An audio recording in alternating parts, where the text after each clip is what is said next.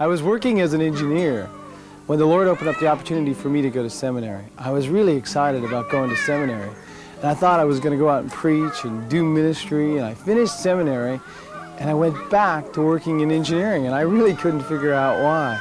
I had received my license as a professional engineer. I had a call to ministry, had completed my seminary degree, and yet I was working in design.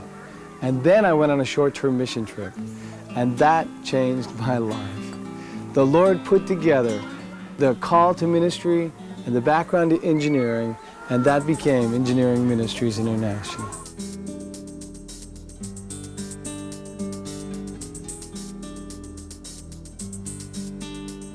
First, let me talk about the profession of engineering and architecture. It's really a profession where we're called to help people.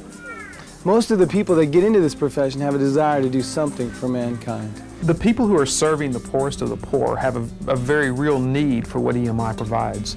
The people who are building orphanages, they're trying to bring water systems into villages, they're trying to construct a hospital to serve their community, they're trying to build a community center to reach the people in a slum, and they need help in doing that. They need to know, how do I do this? What's the first step? How much is it going to cost me? How much land do I need? These are the kinds of questions that EMI helps them answer. We provide them a very real, practical service that says, this is step 1, this is step 2, this is step 3. You can't do step 4 without doing step 1, and this is why. You have to have pumps in place to put that water system in, or you have to purchase this many concrete blocks to build this orphanage, and it's going to cost you this much. You have to have this many bags of cement. If you want to house 500 kids, you need this much space. That's what EMI does. We've been asked by people in developing countries to come help them. The project belongs to them. There's often been a missing link in development projects in the third world, and that is design help. EMI has been involved in 57 countries on hundreds of design projects. Projects range from hospitals, schools, orphanages, bridges, water supply, electric generation, the full gamut of infrastructure needs.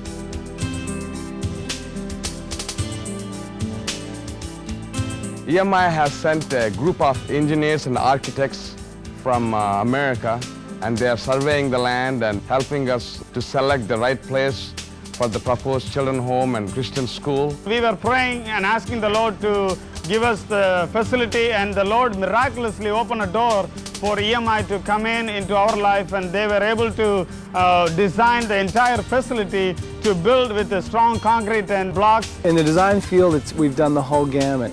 And in the ministry field, we've pretty much done everything. Ministering with the missionaries, ministering with the pastors, ministering with people who have come to know Christ, praying for those people who are sick and ask for prayer. This is a marvelous provision of God bringing EMI into our life. It means the millions of dollars and the whole world to us. This really is God's work, and it's His vision, and He's the one who's going to make it come to pass and make it all work out despite all of the obstacles that seem so overwhelming here. So often when you think of EMI, you think of designs, you think of buildings, you think of construction. When you're with an EMI trip, what you see is people and the people that it's benefiting. They came around to watch and kept asking, who is that? And someone would say, that's an architect. You know, and who is that person? It's a surveyor. Who's paying these people to work for these orphans? Oh, they're giving their time. They're volunteering. When we hang our work on the wall at the end of a trip and show them that this is what the master plan of this Bible school will look like, or this is how the water line into this village is going to work. It needs to take this route. There need to be these pumps. Those are very practical steps that those people are completely incapable of taking without the help, without the services of EMI. To see them being able to provide this kind of shelter, all of a sudden these are faces, these are people. This is not about a building. This is about lives being touched and changed.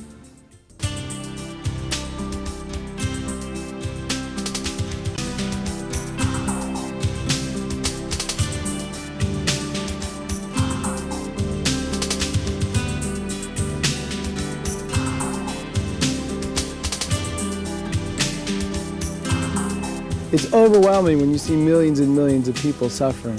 But when you realize that you can help one child, or one family, or one village toward development, towards the freedom that we have in Christ, that's where I concentrate. And to see the look on the face of a child or the face of that mother's, and see her just almost bewildered by the fact that we are there to help her. That blows them away. They can't figure that out. Why have you come to help me? When EMI is able to do that and you see that, it is why we do what we do. It is the most exciting thing about EMI.